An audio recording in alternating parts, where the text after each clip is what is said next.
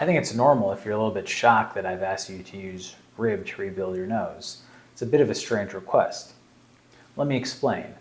The nose is made up of bone and cartilage. The upper 1/3 of the nose is bone. That's why it's stable.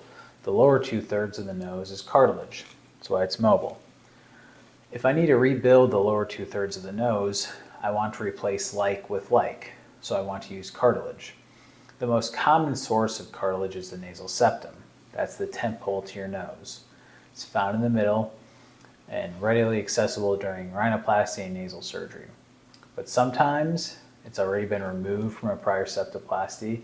Sometimes it's severely deformed from prior injuries. And other times it's just not adequate to do what we need to do. And so in those cases, we need to borrow cartilage from other places of your body. What are the options? One is ear cartilage. Ear cartilage is great for certain circumstances. Make a small incision along the ear here. Take this part of the ear. It's called the conchal cartilage.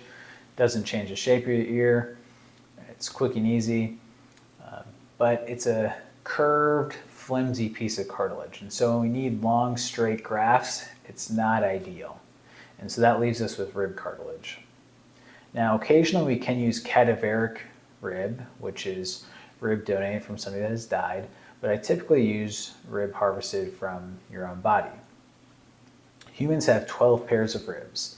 They extend all the way from our spine, and then 10 of them insert into our chest bone, our sternum.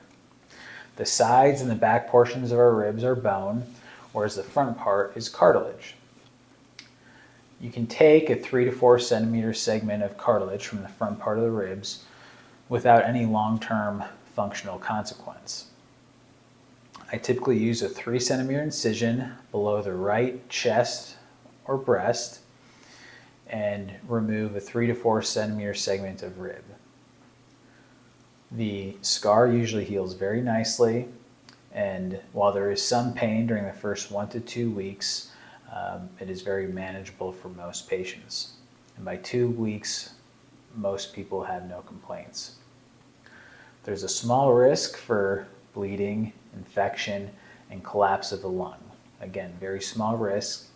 It is possible. If it does happen, we can treat it. It's a very treatable condition, but again, low risk.